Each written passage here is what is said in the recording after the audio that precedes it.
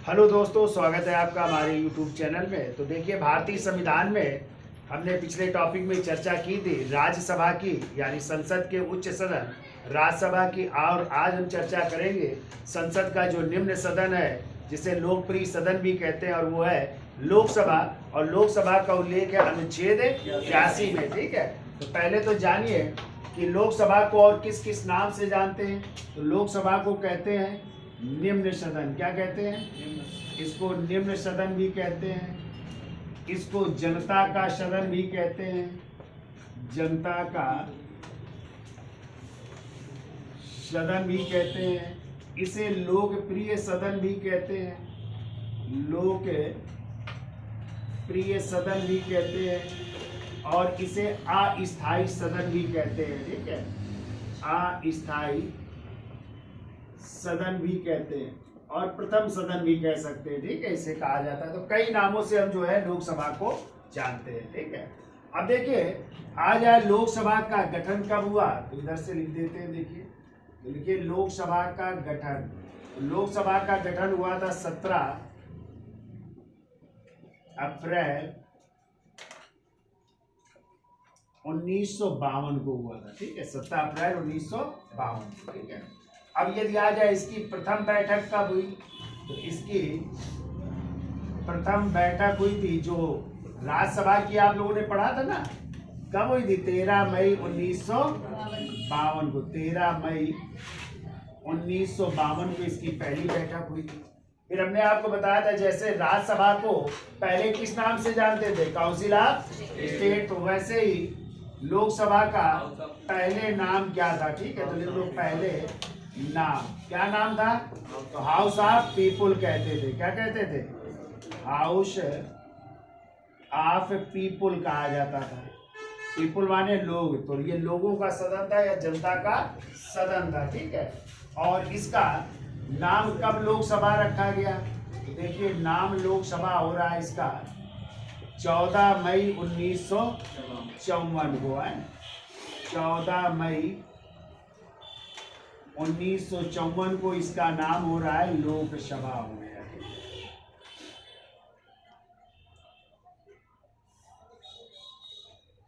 तो तब से इसका नाम हो गया लोकसभा, इसे कहा जाता है। ठीक है, अब देखिए यदि आ जाए लोकसभा की अधिकतम सदस्य संख्या कितनी है, तो समय समय से बढ़ती रही है। आपको पता होना चाहिए जब संविधान बना था तो लोकसभा के सदस्यों की संख्या थी कितनी? 500। फिर बढ़ करके जो है 525 हो गई, फिर 525 से बढ़ करके 545 हो गई 31वें संविधान संशोधन द्वारा। और फिर जब गोवा, पहले केंद्र शासित प्रदेश था ना, फिर आपका 25वां राज्य बना गोवा। तो जब गोवा बना तो फिर 56वां संविधान संशोधन हुआ था, उसके तहत जो है लोकसभा की सदस्य संख्या अधिकतम बढ़ा करके 552 कर दी गई थी। कितनी कर दी गई थी? तो कितनी थी? 552। लेकिन आपको पता है 2 एंग्लो इंडियन के पद को क्या कर दिया गया? समाप्त कर दिया गया है। तो इस समय यदि आ जाए लोकसभा की अधिकतम सदस्य संख्या कितनी है? 550। कितनी होगी? 550। तो लिखिए अधिकतम सदस्य संख्या, अधिकतम सदस्य संख्या कितनी हो जाएगी? 550 है। अब 550 को भी डिवाइड किया गया है ऐसे, कैसे?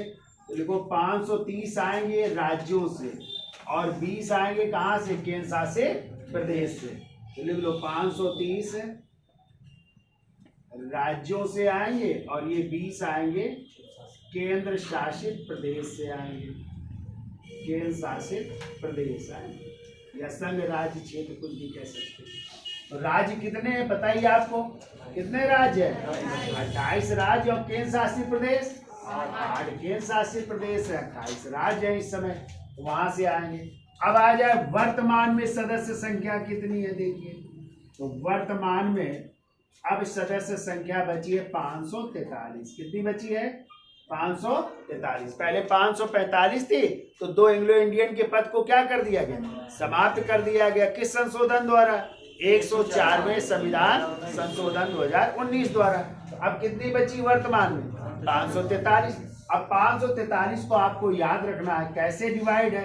तो 500 जो है 24 आएंगे कहाँ से, राज्यों से, और 19 आएंगे कहाँ से, केंद्र शासित प्रदेश से।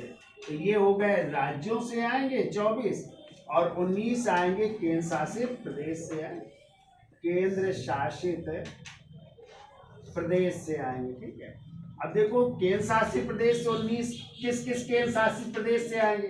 तो आपको याद रखना है कि दिल्ली से जो है चुन करके आएंगे 7, कितने आएंगे 7। फिर दूसरा केंद्र शासित प्रदेश बना दिया गया है, जम्मू कश्मीर भी अब हो गया है ना, तो जम्मू कश्मीर से आएंगे 5, जम्मू कश्मीर से कितने आएंगे 5 आएंगे। ठीक है, फिर आपका जो है दादरा नागर हवेली और दमन दीव, इनको एक कर दिया गया है ना, तो दादरा नागर हवेली प्लस दमन दीव, तो दोनों एक हो गए। पहले यहाँ से एक एक थे, अब दोनों को मिला दिया गया, तो कितना कर देंगे 2 कर देंगे। ठीक है, फिर देखो जम्मू कश्मीर के साथ साथ एक और केंद्र शासित प्रदेश बना है, वो है लद्दाख। कौन सा बना है, और लद्दाख से कितने हो जाएंगे 1 सीट हो जाएगी। ठीक है, लद्दाख के बाद देख लेते हैं चंडीगढ़, चंडीगढ़ से भी कितने हो जाएंगे 1 हो जाएंगे। चंडीगढ़ के पांडिचेरी भी केंद्र शासित प्रदेश है, तो पांडिचेरी से हो जाएंगे 1 सदस्य। ठीक है, ऐसे लक्षद्वीप और लक्षद्वीप से भी हो जाएंगे 1 सदस्य। ठीक है, फिर देखो अंडमान निकोबार, अंडमान निकोबार द्वीप समूह है ना, अंडमान निकोबार से भी हो जाएंगे कितने सदस्य 1 सदस्य है। कितने हो गए केंद्र शासित, 1 2 3 4 5 6 7 8 हो गए। अब 8 में जोड़ लो, तो दिल्ली से कितने 7, जम्मू कश्मीर से 5, 12 हो गए। 2 हो गए दादरा नागर हवेली और दमन दीव से, तो 12 2 14। अब बाकी सब जगह से 1 1, 14 1 15 1 16 1 17 1 18 और 1 19। तो ये हो गए 19 कहाँ से, केंद्र शासित प्रदेश से। और राज्यों से पता है कितने राज्य, 28 राज्यों से। तो आपका ये पूछा जाए उत्तर प्रदेश से कितने चुन करके आते हैं लोकसभा में, तो आप लोग उत्तर प्रदेश का याद रखिएगा, बाकी हम सबका अलग अलग करवा देंगे। तो सबसे ज्यादा लोकसभा की सीटें कहाँ से हैं, उत्तर प्रदेश से। तो कितनी है 80। क्लियर, तो याद हो जाएगा। तो अब पूछा जाए अधिकतम सदस्य संख्या कितनी है 550। 550 में कितने राज्यों से आएंगे 530, और 20 कहाँ से केंद्र शासित प्रदेश। लेकिन वर्तमान में कितनी है 543 है। 543 में कितने आएंगे राज्यों से 524, 28 राज्यों से। ठीक है, और 19 कहाँ से केंद्र शासित प्रदेश से। हमने लिख दिया, दिल्ली से 7, जम्मू कश्मीर से 5, दादरा नागर हवेली और दमन दीव से 2। अच्छा बताइए ये कब केंद्र शासित प्रदेश बना है, दादरा नागर हवेली और दमन दीव।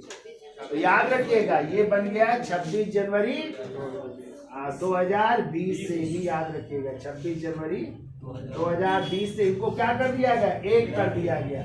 और जम्मू कश्मीर और लद्दाख कब बने केंद्र शासित प्रदेश, ये भी याद रखिएगा 31 अक्टूबर 2019 को। पहले जम्मू कश्मीर राज्य था ना, अब क्या हो गया जम्मू कश्मीर को 2 भागों में डिवाइड करके इनको केंद्र शासित प्रदेश बना दिया गया है। तो ये भी डेट याद रखिएगा 31 अक्टूबर 2019। ठीक है, अब हमने जैसे बताया था कि यदि आ जाए जब आपका संविधान बना था तो लोकसभा की कितनी सीटें थी 500। तो लिख लीजिए कि संविधान बनने के समय, यहाँ पे लिख देते हैं, लिखो संविधान बनने के समय लोकसभा की सीटें, लोकसभा की सीटें कितनी थी पहले 500 है, तो लिख लीजिए 500 थी। ये देखो एक संशोधन हुआ था, तो लिखिए 7वें संविधान संशोधन, 7वें संविधान संशोधन 1956 द्वारा। ठीक है, ये सीटें बढ़ा करके कितनी कर दी गई 525 कर दी गई।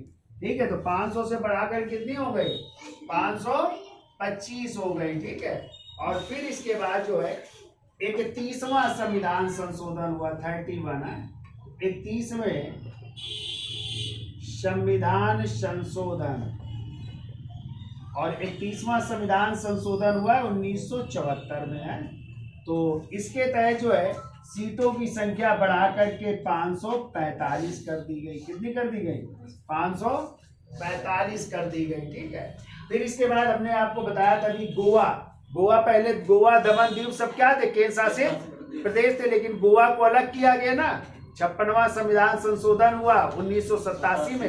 तो जब गोवा राज्य बना तो सीटों को बढ़ा करके फिर 545 से कितना कर दिया गया? 552 कर दिया गया। ठीक है।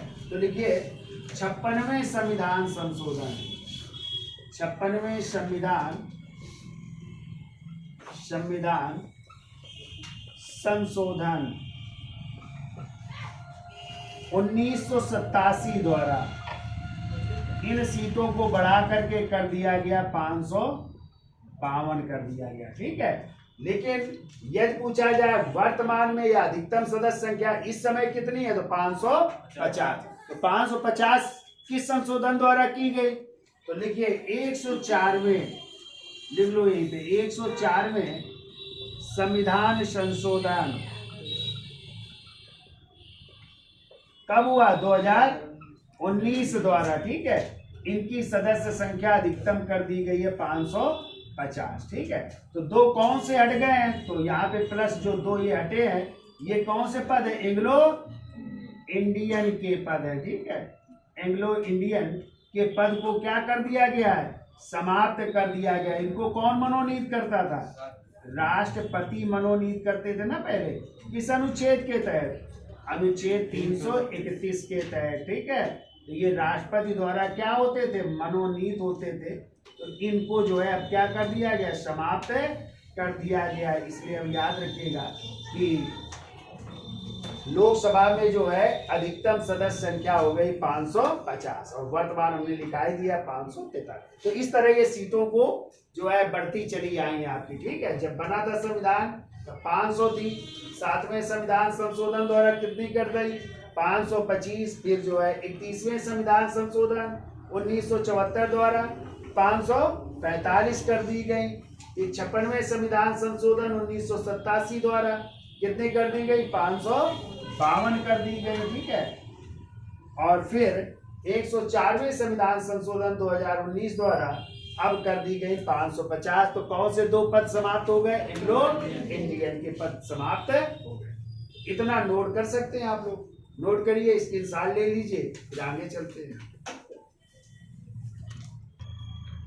अब देखिए जो लोकसभा की ये सीटें हैं तो वर्तमान में कितनी है? 543 और अधिकतम कितनी है? 550।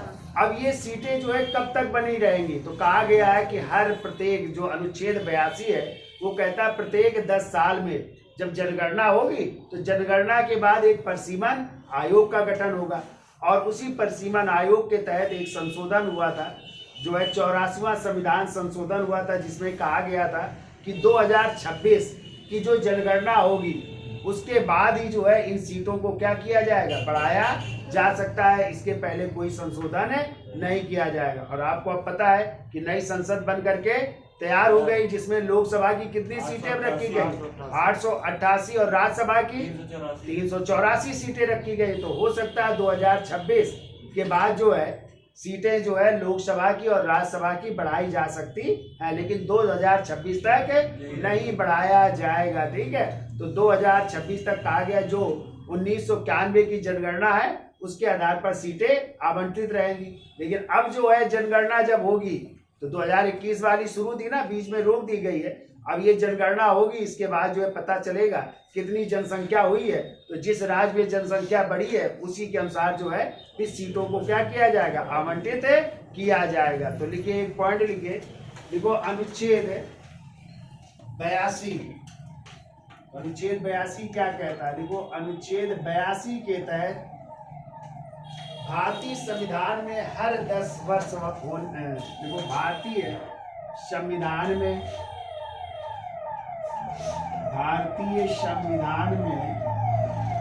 हर 10 वर्ष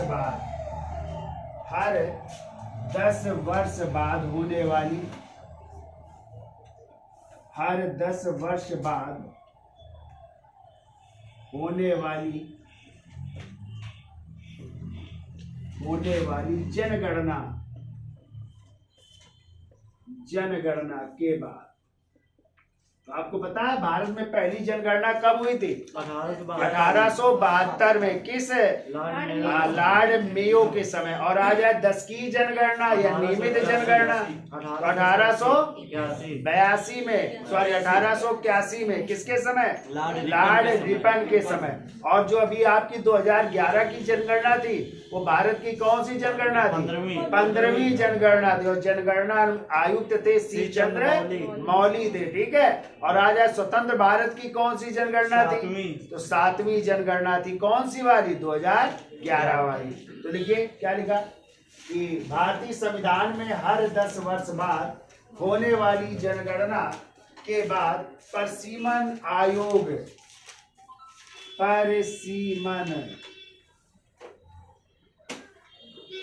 आयोग गठित करने का प्रावधान है। गठित करने का प्रावधान है। गठित करने का प्रावधान है। तो इस समय 4 जो है परिसीमन आयोग गठित हो चुके हैं। ठीक है, आगे हम चर्चा करेंगे। और चौथा परिसीमन आयोग गठित हुआ था न्यायाधीश कुलदीप सिंह की अध्यक्षता में। और अभी जम्मू कश्मीर के लिए गठन हुआ है। ठीक है, तो कोई न्यायाधीश थी रंजना प्रकाश देसाई, उनकी अध्यक्षता में जो है गठित हुआ है। तो जम्मू कश्मीर में सीटें अभी नहीं बढ़ाई गई, पीओके के लिए भी रखी गई है सीटें। और अगले साल, इस साल जो है 2024 में सुप्रीम कोर्ट ने कहा है वहां पे क्या विधानसभा का गठन होना चाहिए। कब तक? शायद सितंबर तक डेट दी गई है ना, कि सितंबर तक वहां पे विधानसभा को गठित हो जाना चाहिए। क्योंकि जम्मू कश्मीर में विधानसभा है, यानी वहां पे भी चुनाव विधानसभा के होंगे।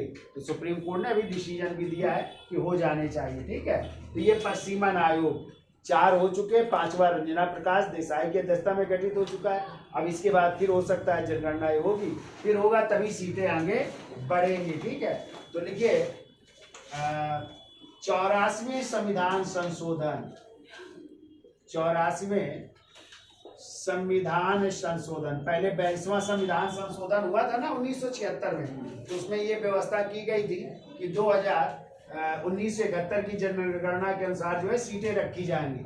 लेकिन 84वें संविधान संशोधन में 2001 की जनगणना के आधार पर रखा गया और सीटें 26 तक जो है बनी रहेंगी वही सेम।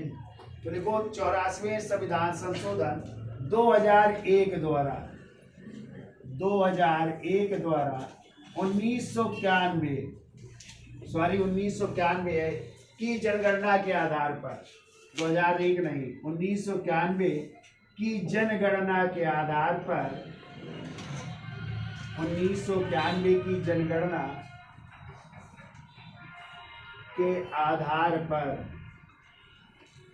जनगणना के आधार पर परिसीमन की अनुमति दी गई। परिसीमन की अनुमति दी गई। परिसीमन की अनुमति दी गई। परिसीमन की अनुमति दी गई तथा लोकसभा व विधानसभा की सीटों की संख्या तथा लोकसभा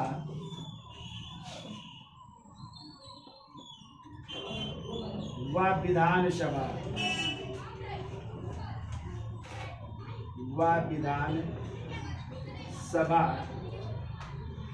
की सीटों की संख्या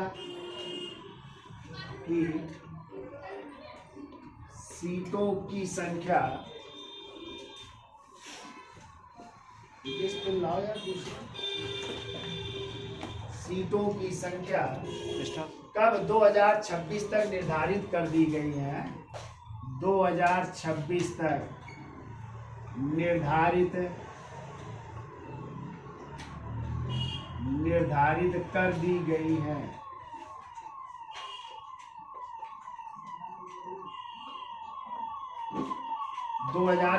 तक निर्धारित कर दी गई है।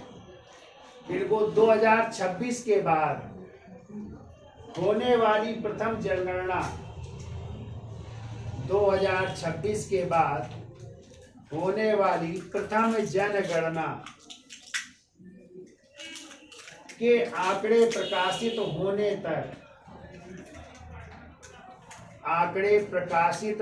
तक परिवर्तित न करने का प्रावधान किया गया है। परिवर्तित न करने का प्रावधान किया गया है, यानी 2026 तक सीटें आपकी कोई परिवर्तन नहीं होगा। ठीक है, इसके बाद परिवर्तित की जा सकती है। ठीक है, तो इसमें जनगणना का आधार क्या था? 1991 की जनगणना था, लेकिन एक और संशोधन हुआ है, वो था 87वां संविधान संशोधन 2003। तो उसमें जनगणना का अधिकार कर दिया गया था 2001। ठीक है, एक और लिखिए ये वाला, देखो 87वें संविधान संशोधन, 87वें संविधान संशोधन, इस संशोधन भी आप लोग याद रखिएगा। कब हुआ है? 2002-3 आए कह सकते हैं। 87वें संविधान संशोधन 2003 द्वारा यह परिसीमन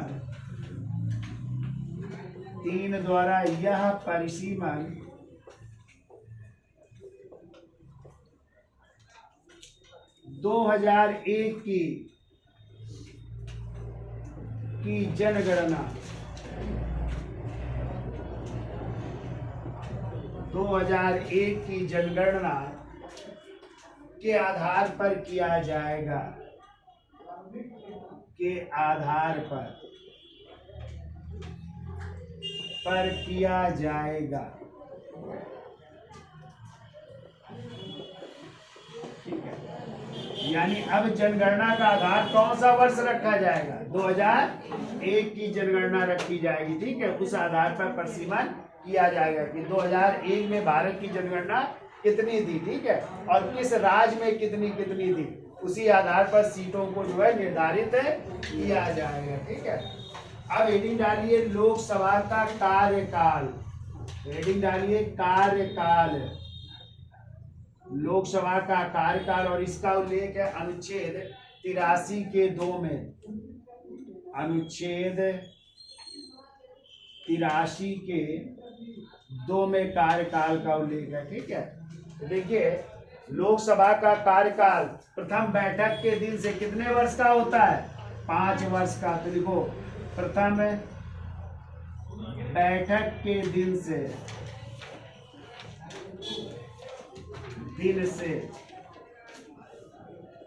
5 वर्ष तक। ठीक है, 5 वर्ष का होता है, लेकिन हमने आपको बताया था लोकसभा को अस्थायी सदन भी कहते हैं। क्यों कहते हैं? क्योंकि 5 वर्ष से पहले भी लोकसभा भंग हो सकती है। और हमने आपको कई बार बताया है, यदि किसी पार्टी का पूर्ण बहुमत नहीं है तो त्रिशंकु कभी कभी संसद नहीं बन जाती है कि कैन मिली-जुली सरकार, और किसी पार्टी ने अपना यदि समर्थन वापस ले लिया तो अल्पमत में सरकार हो जाएगी, और उसे क्या देना पड़ेगा? त्याग पत्र देना पड़ेगा। जैसे आपने 1990 में कई त्रिशंकु सरकारें चली, जैसे विश्वनाथ प्रताप सिंह की, फिर चंद्रशेखर की, फिर आप लोगों ने इंद्र कुमार गुजराल, HD देवगौड़ा, ये सब सरकारें सब 1-1 साल तक चली थी ना। तो कैसी सरकारें थी? त्रिशंकु सरकारें थी, यानी इसमें दूसरी पार्टियों ने क्या दिया था? समर्थन। तो इस कारण जो है लोकसभा का कार्यकाल 5 वर्ष से पहले भी क्या हो सकता है? समाप्त हो सकता है। लेकिन लोकसभा यदि 5 वर्ष से पहले भंग की जाएगी तो कौन भंग करेगा? राष्ट्रपति। लेकिन किसकी सिफारिश से भंग करेंगे? तो प्रधानमंत्री की सिफारिश से 5 वर्ष से पहले भी लोकसभा को क्या किया जा सकता है? भंग किया जा सकता है। फिर एक क्वेश्चन और बनता है, क्या आपातकाल के दौरान लोकसभा का कार्यकाल बढ़ाया जा सकता है? तो बढ़ाया जा सकता है। और आपको पता है कि 42वें संविधान संशोधन 1976 द्वारा 5वीं लोकसभा, जो इंदिरा गांधी की जब सरकार थी, आपातकाल लागू हुआ था, तो उसके कार्यकाल को 1 वर्ष बढ़ाया गया था। तो क्वेश्चन आता है कि कौन सी लोकसभा थी जिसका कार्यकाल 1 वर्ष बढ़ाया गया था? तो आप लोग क्या बताओगे? 5वीं लोकसभा। लेकिन जैसे ही भी जनता पार्टी की सरकार बनी, मोरारजी देसाई प्रधानमंत्री बने, कौन सा संशोधन लाए? 44वां संविधान संशोधन लाए 1978 में, और उसके द्वारा फिर जो है लोकसभा के कार्यकाल को पुनः 6 वर्ष से घटा करके 5 वर्ष कर दिया गया। तो इस समय लोकसभा का कार्यकाल कितना है? 5 वर्ष। ठीक है, तो आपातकाल में 1 वर्ष के लिए बढ़ाया गया है एक बार। कौन सी लोकसभा का? 5वीं लोकसभा का, ये भी आपको ध्यान रखना है। ठीक है, तो क्या लिखा आप लोगों ने कि लोकसभा का कार्यकाल प्रथम बैठक के दिन से कितने वर्ष तक? 5 वर्ष तक। आगे लिखो, परंतु यह 5 वर्ष से पूर्व भी भंग हो सकती है। परंतु यह 5 वर्ष से पूर्व, 5 वर्ष से पूर्व भी भंग हो सकती है। 5 वर्ष से पूर्व भी भंग हो सकती है, परंतु इस अवधि को आगे, परंतु इस अवधि से पूर्व, इस अवधि से पूर्व प्रधानमंत्री के परामर्श पर, प्रधानमंत्री के परामर्श पर राष्ट्रपति द्वारा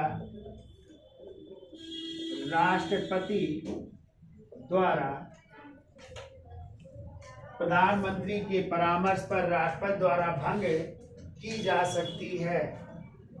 राष्ट्रपति द्वारा भंग की जा सकती है।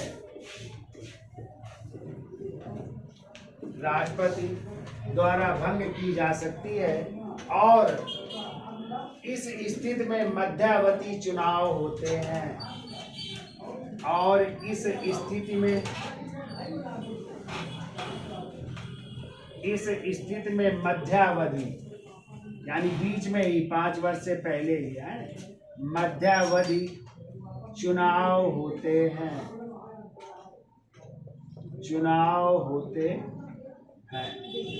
ठीक है, 5 वर्ष से पहले क्या हो जाएंगे? चुनाव कराए जाएंगे। ठीक है, यदि भंग हो गई है पहले तो 6 माह के अंदर चुनाव करा लिए जाएंगे। ठीक है, यहाँ तक समझ में आया? अब देखिए, इसका स्क्रीनशॉट ले लो, आगे चलते हैं। तो हमने अभी बताया था आपातकाल के दौरान, ठीक है, लोकसभा का कार्यकाल बढ़ाया जा सकता है। ठीक है, तो लिखिए, इसको बिगाड़ देते। तो देखिए अगला पॉइंट लिखिए, देखो, राष्ट्रीय आपातकाल, राष्ट्रीय आपातकाल। और राष्ट्रीय आपातकाल का उल्लेख किस अनुच्छेद में? 352 में है। राष्ट्रीय आपातकाल अनुच्छेद 352 है। लागू होने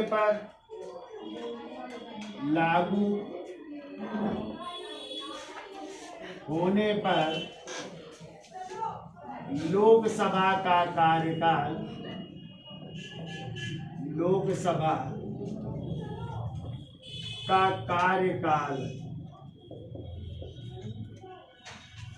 1 वर्ष के लिए है।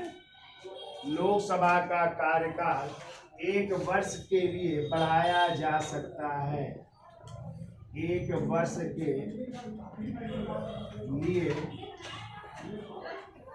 बढ़ाया जा सकता है।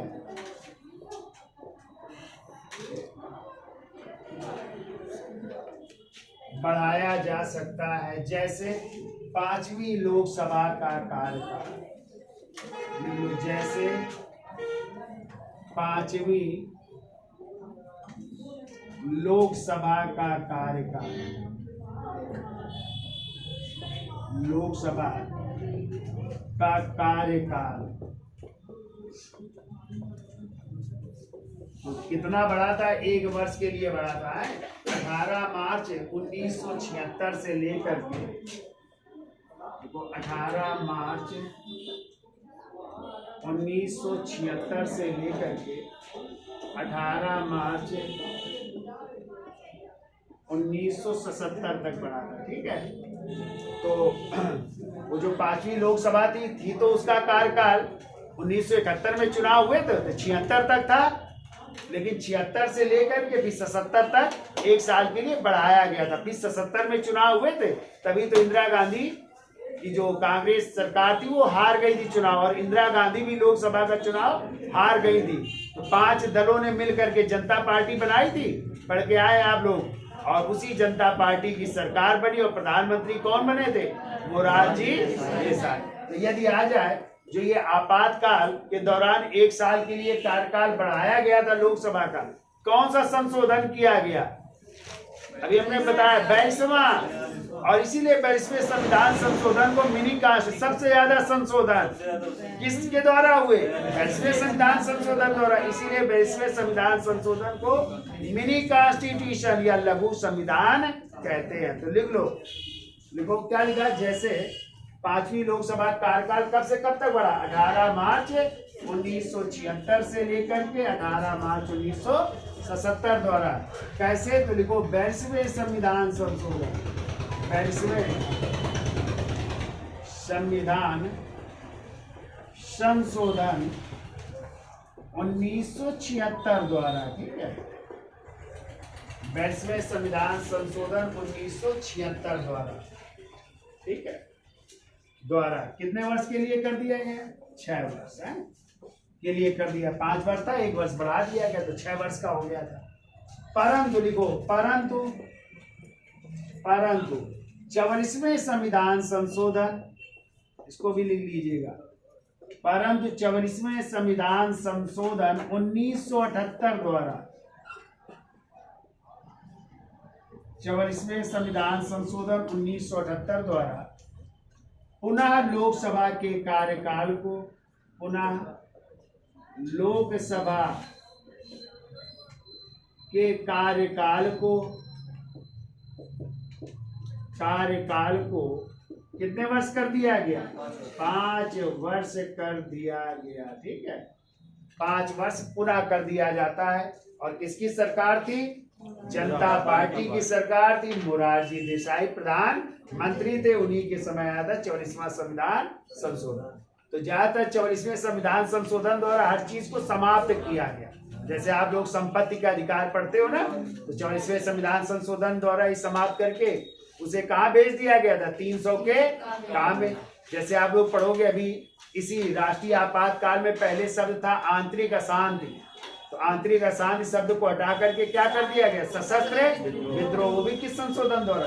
44वें संविधान संशोधन 1978 द्वारा। ठीक है, हाँ, तो जोड़ा गया ज्यादातर 22वें द्वारा और हटाए गए हैं ज्यादातर 44वें द्वारा। कभी ना ध्यान आए तो इस तरह याद रखिएगा कि कोई चीज संविधान में जोड़ी गई है 22वें संविधान संशोधन द्वारा, हटाई गई है 44वें द्वारा, है तो ज्यादातर ना समझ, लेकिन सभी नहीं है, ऐसा कुछ में है ना ध्यान आए तो। चलिए अब लिखो, सदस्यों की अहर्ताएं क्या होती है लोकसभा सदस्य बनने के लिए? है तो लिखो, सदस्यों की अहर्ताएं या योग्यताएं हैं, और अहर्ताओं का उल्लेख अनुच्छेद 84 में। ठीक है, अनुच्छेद 84 में है। ठीक है, और यदि आ जाए राज्यसभा के सदस्यों की अहर्ताओं का उल्लेख किसमें है? तो हमने वहां पे भी बताया था, चाहे वो लोकसभा के सदस्यों की अहर्ताएं हों, चाहे राज्यसभा के सदस्यों की अहर्ताएं, दोनों का उल्लेख किसमें है? अनुच्छेद 84 में।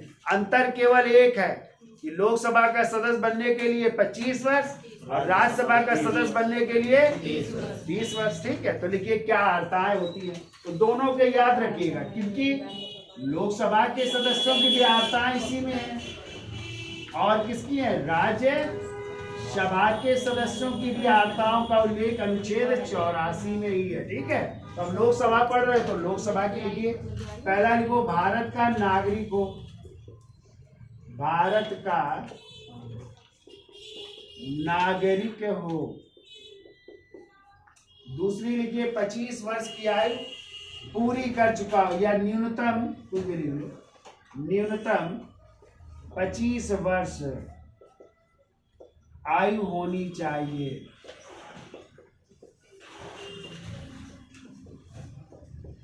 25 वर्ष आयु होनी चाहिए। तीसरा, वो तो पागल व दीपरिया कोई बात नहीं, वो तो सबके लिए है, ठीक है। तीसरा लिखिए, उसके पास ऐसी योग्यता हो, उसके पास ऐसी योग्यता हो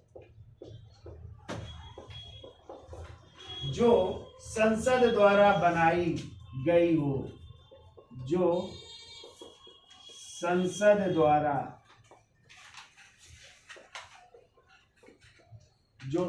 द्वारा बनाई गई विधि के तहत है, संसद द्वारा बनाई गई विधि के तहत निर्धारित हो,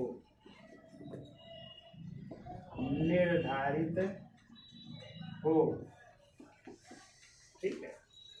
और एक और लिख लो, वो निर्वाचन आयोग द्वारा प्राधिकृत व्यक्ति को, निर्वाचन आयोग द्वारा प्राधिकृत व्यक्ति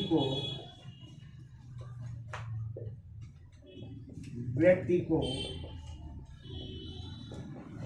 निर्वाचन आयोग द्वारा प्राधिकृत व्यक्ति के समक्ष अनुसूची 3 है, के समक्ष कर लो, व्यक्ति के समक्ष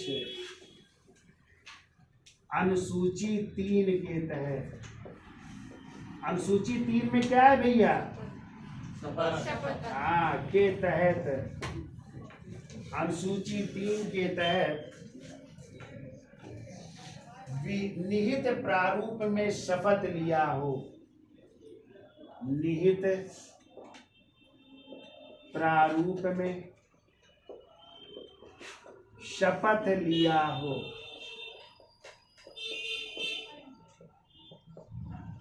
तो ये योग्यताएं होनी चाहिए, ठीक है, लोकसभा का सदस्य बनने के लिए। तो भारत का नागरिक हो, 25 वर्ष की आयु पूरी कर चुका हो, ये सभी होनी चाहिए, ठीक है।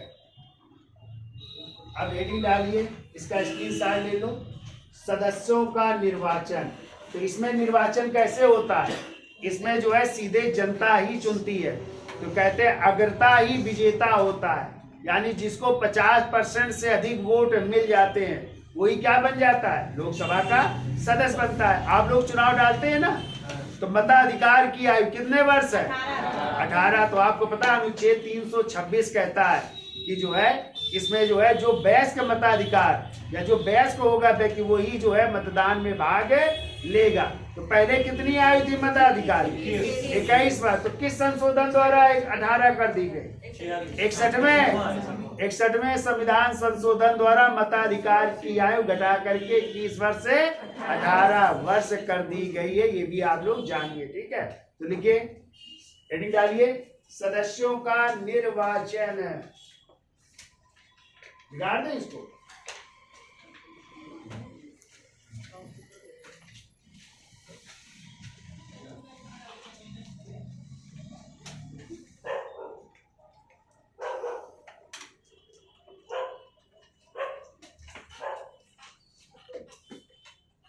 तो हेडिंग डालिए, सदस्यों का निर्वाचन। तो लिखिए, लोकसभा का चुनाव, लोकसभा का चुनाव प्रथम वरीयता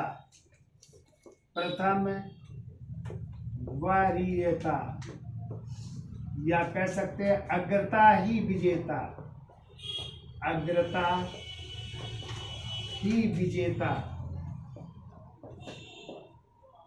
द्वारा किया जाता है,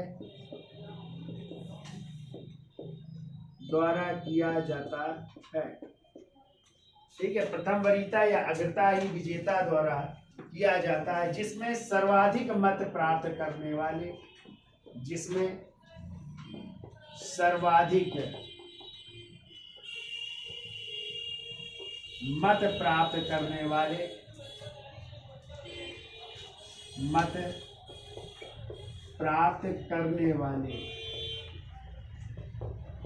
या यही पे कह सकते हैं 50% से एक अधिक है। ठीक है, तो सर्वाधिक मत प्राप्त करने वाले को विजेता घोषित किया जाता है। को विजेता घोषित किया जाता है। विजेता घोषित किया जाता है। फिर हमने आपको बताया किस अनुच्छेद के तहत, तो लिखिए अनुच्छेद 326 के तहत, ये याद रखिएगा। देखो अनुच्छेद 326 के तहत संसद के प्रतिनिधियों का चुनाव, संसद के प्रतिनिधियों, संसद के प्रतिनिधियों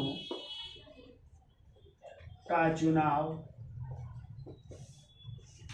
वयस्क मताधिकार, वयस्क मताधिकार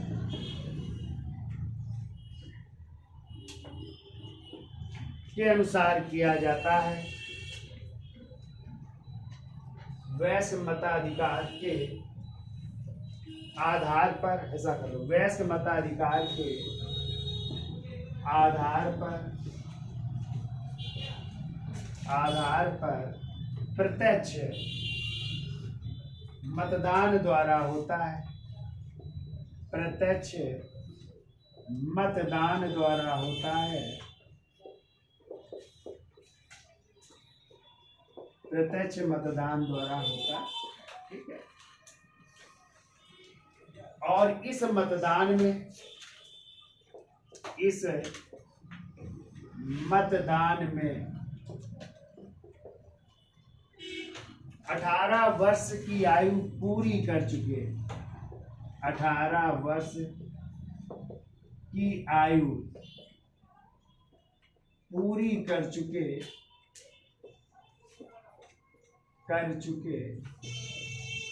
नागरिक भाग लेते हैं।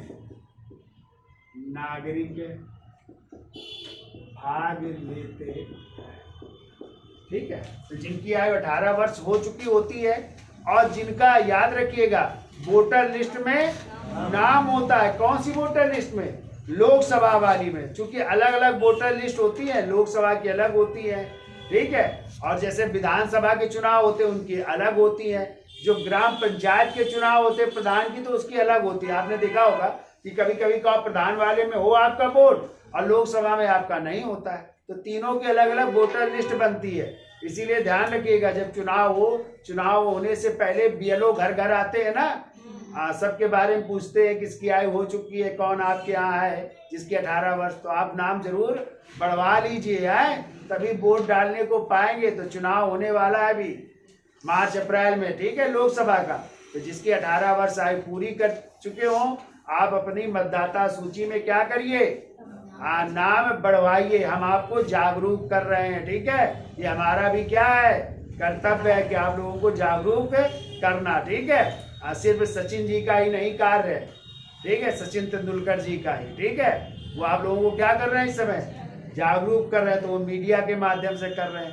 इसके पहले पंकज त्रिपाठी जी कर रहे थे, ठीक है, वो भी अभिनेता है ना, वो भी जागरूक कर रहे थे कि आप लोग जो है अपना नाम वोटर लिस्ट में लिखवाइए। तो हम भी आपको जागरूक कर रहे हैं। ठीक है, यदि 18 वर्ष के हो चुके हैं तो आप लोग अपना नाम बढ़वा लीजिए जल्दी से। ठीक है, तो सभी नागरिक क्या कर सकते हैं, चुनाव में भाग ले सकते हैं।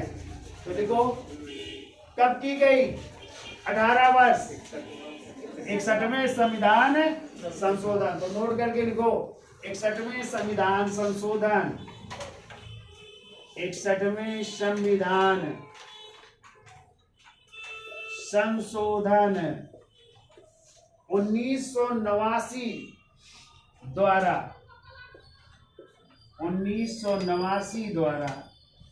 21 वर्ष से 18 वर्ष कर दी गई। अरे 21 से अब जो है 18 वर्ष कर दी गई है। ठीक है, कर दी गई है। और बढ़ाना चाहते हो क्या तुम लोग? 21 में चुनाव वोट डालना चाहते हो? ठीक है, हाँ, तो 18 वर्ष की कर दी गई है, ठीक है। कब? 1989 में। और उस समय जो है भारत के प्रधानमंत्री तो याद रखिएगा राजीव गांधी जी थे, ठीक है। तो राजीव गांधी जी के समय ये आया था संशोधन, और उस समय जो है मताधिकार की आयु 21 वर्ष से घटाकर कितनी कर दी गई? 18 वर्ष कर दी गई है, ठीक है। अब देखिए अगला पॉइंट, आपको पता है कि लोकसभा में एससी और एसटी का आरक्षण है ना, तो एससी की कितनी सीटें हैं लोकसभा में? 84, और एसटी की कितनी है? 47 है। तो ये किस अनुच्छेद के तहत कहा गया है कि लोकसभा में एससी की सीटें 84 रहेंगी, एसटी की सीटें 47 रहेंगी? वो है अनुच्छेद 330। किसके तहत? तो 330 के तहत लोकसभा में है, सुन लो। और अनुच्छेद 332 के तहत राज्यों में जो विधानसभा है, तो यहाँ पे भी तो एससी और एसटी के लिए आरक्षण है। तो 332 में कहाँ पे? राज्यों की विधानसभा में एसटी और एसटी का आरक्षण है। जबकि लोकसभा में किस अनुच्छेद के तहत? अनुच्छेद 330 के तहत लोकसभा में एससी और एसटी का आरक्षण है। तो एससी की कितनी सीटें? 84, और एसटी की 47 सीटें। क्लियर? तो 30 और 32 जान जाओगे। और 31 में हमने अभी पढ़ाया लोकसभा में एंग्लो इंडियन हुआ करते थे, और 33 में 333 में राज्यों की विधानसभा में एक एंग्लो इंडियन को मनोनीत करते थे। कौन? राज्यपाल। तो वो दोनों जगह समाप्त कर दिया गया, ठीक है। तो देखो अनुच्छेद 330 के तहत, अनुच्छेद 330 के तहत लोकसभा में एससी और एसटी के लिए, लोकसभा में एससी व एसटी यानी अनुसूचित जाति व अनुसूचित जनजाति के लिए, ठीक है, सीटों का आरक्षण है।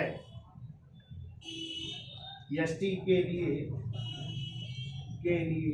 सीटों का आरक्षण है, सीटों का आरक्षण है। तो लिख लो एससी के लिए कितनी? 84।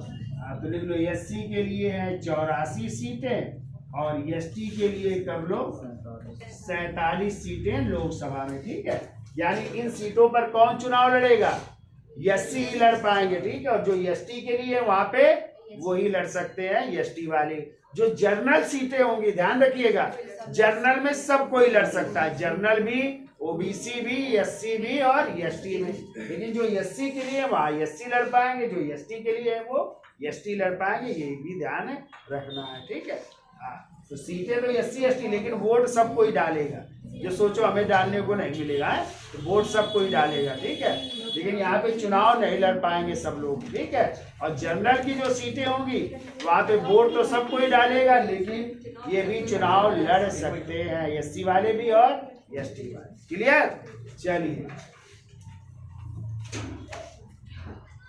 अब देखिए, जो ये एससी और एसटी ये सीटों का आरक्षण है, ठीक है, इसको भी ध्यान रखिएगा। ये जो है समय समय पर कितने कितने साल के लिए बढ़ाया गया है? 10 वर्ष के लिए बढ़ाया गया है, ठीक है। और अभी जो 104वां संविधान संशोधन हुआ है उसके तहत जो है इन सीटों को भी 10 वर्ष के लिए बढ़ा दिया गया।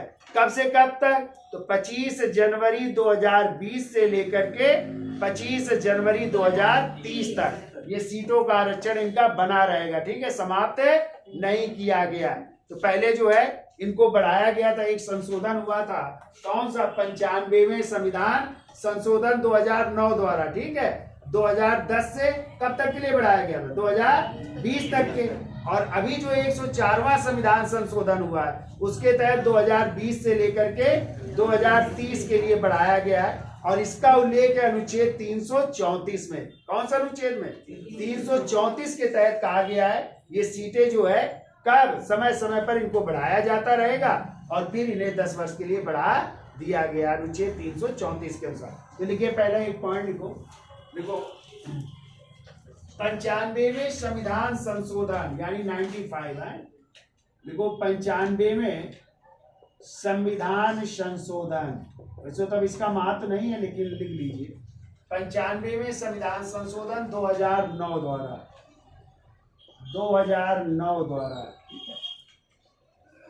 2009 द्वारा अनुच्छेद 334 में अनुच्छेद 334 में संशोधन करके लोकसभा में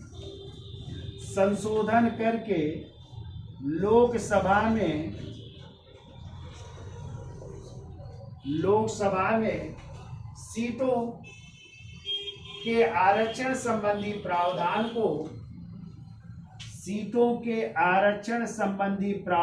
को 25 जनवरी 2010 से लेकर 25 जनवरी 2020 तक के लिए लोकसभा में एससी और एसटी क्या लिखा था? लोकसभा में एससी और इसके लिए एससी और एसटी के लिए सीटों के आरक्षण को 25 जनवरी 2010 से 25 जनवरी 2020 तक के लिए बढ़ा दिया गया था। 2020 तक के लिए बढ़ा दिया गया था। ठीक है, तो ये तो 2020 तक के लिए बढ़ाया गया था। देखो वर्तमान में अनुच्छेद 334 में पुनः संशोधन करके 334 में पुनः संशोधन करके किस संविधान संशोधन द्वारा? तो लिखो 104वें संविधान संशोधन द्वारा 104वें संविधान संशोधन 2019 द्वारा 104वें संविधान संशोधन 2019 द्वारा लोकसभा में एससी और एसटी के सीटों के आरक्षण को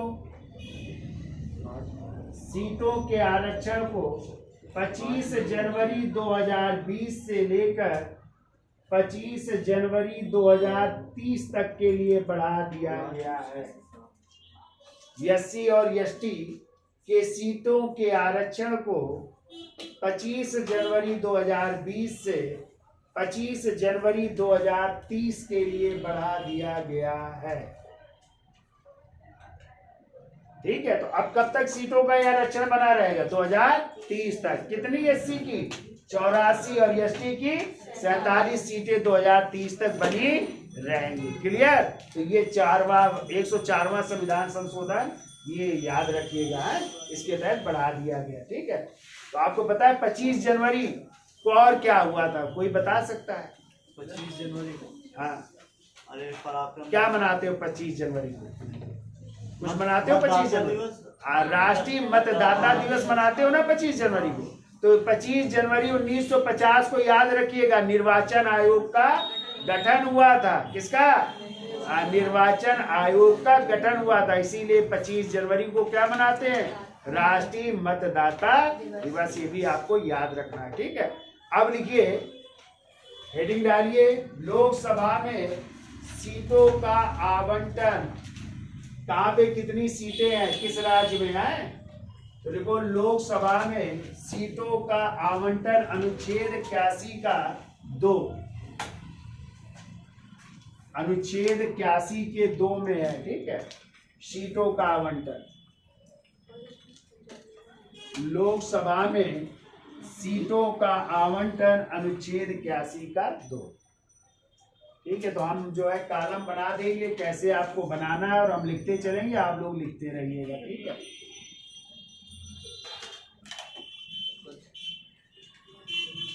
तो 4 कॉलम बनाइए भाई। एक में लिखो राज्य,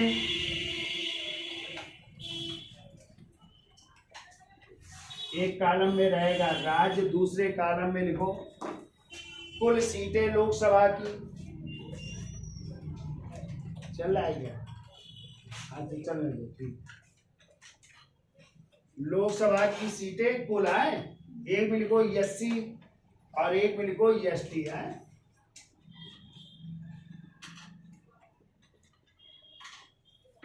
तो लोकसभा सीटों का आवंटन है, सीटों का आवंटन है। अनुच्छेद किसमें 81 के सेकंड में है। तो 4 कॉलम बना लिया, एक में लिखो राज्य, एक में लिखो उस राज्य की कुल सीटें, तीसरे कॉलम में लिखो एससी की कितनी सीटें उस राज्य में, और चौथे में एसटी की कितनी है। तो पहला राज्य हम बोलते चल रहे हैं, आप लोग लिखते रहिएगा, उत्तर प्रदेश। और उत्तर प्रदेश में कुल कितनी सीटें हैं लोकसभा की? 80 है ना। और 80 में जो है 17 जो है किसके लिए है? एससी के लिए, और एसटी के लिए एक भी नहीं है, क्योंकि अपने यहाँ एसटी का इतना ज्यादा नहीं है संख्या, ठीक है। तो जनसंख्या के आधार पर सीटों का आवंटन है। तो एससी की 17 है, एसटी की एक भी नहीं है। दूसरा राज्य लिखिए महाराष्ट्र, और महाराष्ट्र में सीटें 48। 48 में 5 एससी की है और 4 एसटी की है, ठीक है। तीसरा राज्य लिखिए पश्चिम बंगाल, पश्चिम बंगाल, और पश्चिम बंगाल में सीटें 42, और 42 में 10 जो है एससी की है, 2 जो है एसटी की है, ठीक है। फिर लिखिए बिहार, बिहार में सीटें हैं 40, कुल सीटें 40 हैं, जिसमें 6 जो है एससी की है और एसटी की एक भी नहीं है। बिहार के बाद आइए तमिलनाडु, तमिलनाडु में 39 सीटें हैं, और 39 में जो है 7 एससी के लिए है, एसटी के लिए एक भी सीटें नहीं है। फिर आइए मध्य प्रदेश, मध्य प्रदेश में 29 सीटें हैं टोटल, और 29 में 4 एससी की हैं, 6 एसटी की हैं। तो मध्य प्रदेश में एसटी की संख्या ज्यादा है, ठीक है। तो वहां पे 6 सीटें हैं एसटी की, 4 है एससी की। मध्य प्रदेश के बाद आइए कर्नाटक, कर्नाटक में 28 सीटें हैं टोटल, और 28 में 5 एससी की हैं, 2 एसटी की हैं। 5 एससी की, 2 एसटी की हैं। कर्नाटक के बाद आइए गुजरात,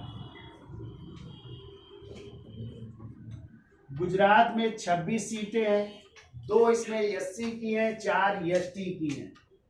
2 एससी, 4 एसटी। फिर आइए गुजरात के बाद आइए राजस्थान,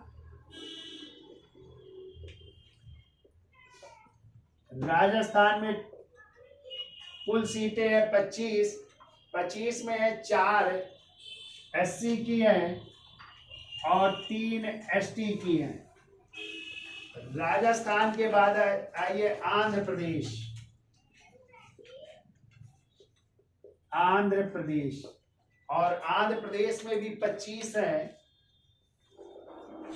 25 में 4 एससी की है और 1 एसटी की है, 1 एसटी की है। आंध्र प्रदेश के बाद आइए उड़ीसा, इधर लिख देते हैं, दिखेगा उड़ीसा, और उड़ीसा में है 21, और 21 में जो है 4 आपकी जो है सॉरी 3 और 5 है, 3 एससी की है और 5 जो है एसटी की है, ठीक है। यहाँ पे कर लो 3 और 5, 3, 5, ठीक है। फिर उड़ीसा के बाद आइए केरल, केरल में 20 सीटें हैं और 20 में जो है 2 एससी की, एसटी की एक भी नहीं है। केरल के बाद आइए तेलंगाना, तेलंगाना, तेलंगाना में है कुल 17 सीटें हैं 17 में 3 और 2 कर लो, 3 एससी की 2 एसटी की। तेलंगाना के बाद आइए असम, असम जिसे कहते हैं असम। असम में कुल सीटें 14, 1 एससी की है, 2 एसटी की है असम में। असम के बाद आइए झारखंड। झारखंड तो देखो असम और झारखंड में बराबर सीटें 14-14 हैं, 14 यहाँ पे भी है और 1 एससी की है, 5 एसटी की है। तो झारखंड में एसटी की संख्या ज्यादा है तो वहां पे 5 सीटें हैं, ठीक है। फिर आइए पंजाब। पंजाब में सीटें 13 और 13 में जो है 4 एससी की है, एसटी की 1 भी यहाँ पे भी नहीं है, ठीक है। फिर आइए छत्तीसगढ़। छत्तीसगढ़ में 11 सीटें हैं और 11 में 1 एससी की है, 4 एसटी की है। फिर आइए हरियाणा। हरियाणा में 10 सीटें हैं और 10 में 2 एससी की है, एसटी की 1 भी नहीं है। हरियाणा के बाद आइए उत्तराखंड। उत्तराखंड में टोटल 5 सीटें हैं और 5 में 1 एससी के लिए है, एसटी के लिए 1 भी नहीं है। उत्तराखंड के बाद आइए हिमाचल प्रदेश।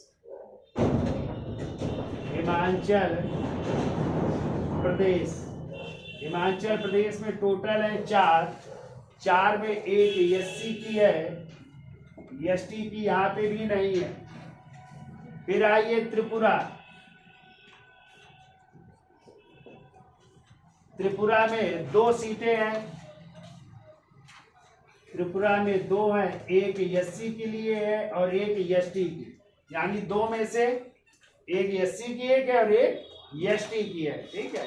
त्रिपुरा के बाद आइए मणिपुर। और मणिपुर में भी 2 सीटें हैं।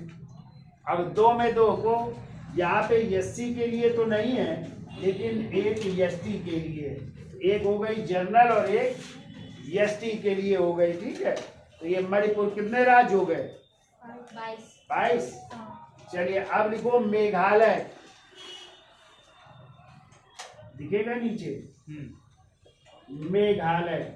और मेघालय में 2 सीटें हैं और दोनों सीटें एसटी के लिए। किसके लिए हैं?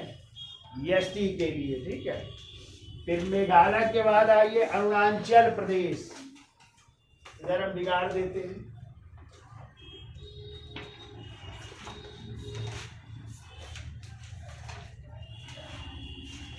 ये अरुणाचल प्रदेश है और अरुणाचल प्रदेश में है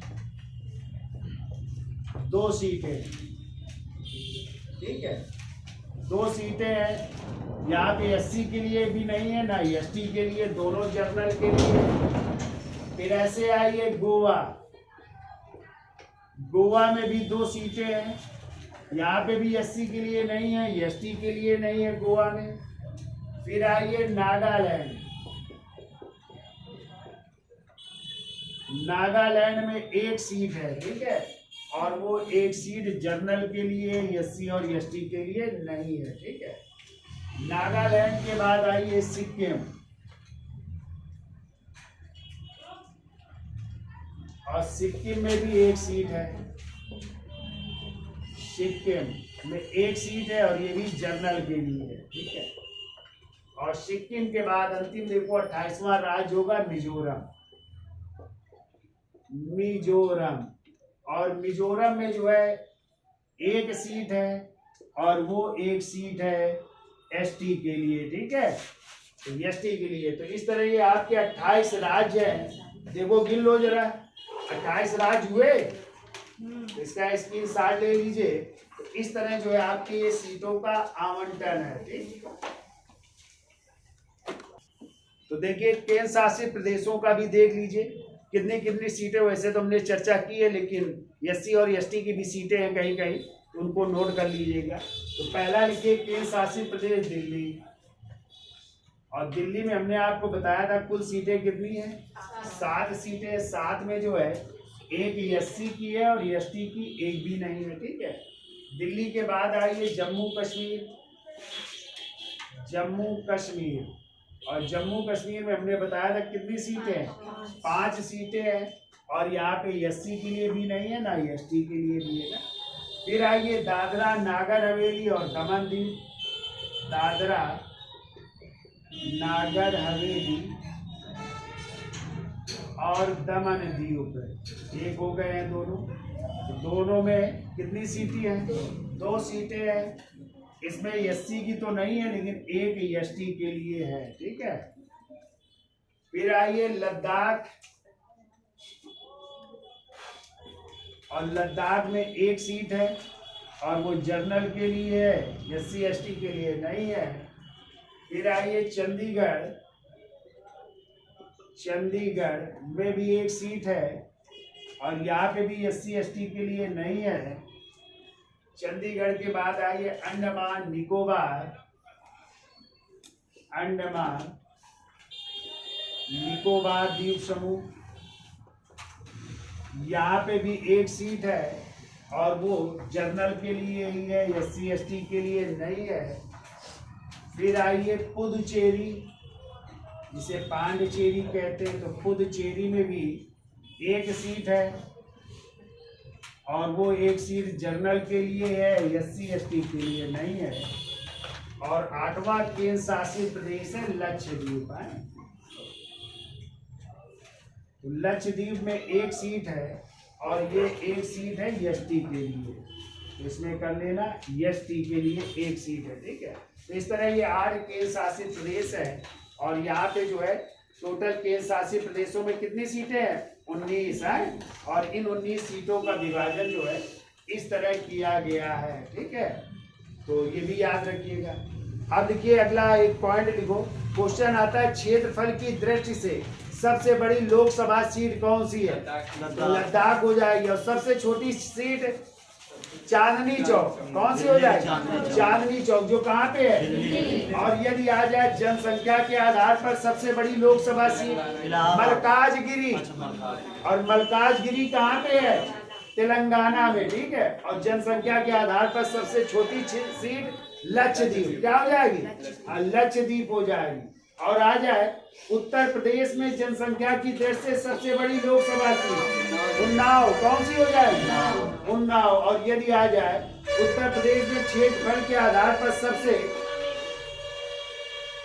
क्षेत्रफल के आधार पर बड़ी सीट आ जाए तो क्या हो जाएगी, अमेठी, क्या हो जाएगी। तो ये भी नोट कर लो है। तो इस तरह इतना नोट कर लीजिए। और तो देखिए क्षेत्रफल की आ जाए दृष्टि से सबसे बड़ी लोकसभा सीट क्या हो जाएगी, लद्दाख हो जाएगी। आ जाए क्षेत्रफल की दृष्टि से सबसे छोटी लोकसभा सीट कौन सी हो जाएगी, चांदनी चौक, जो दिल्ली में।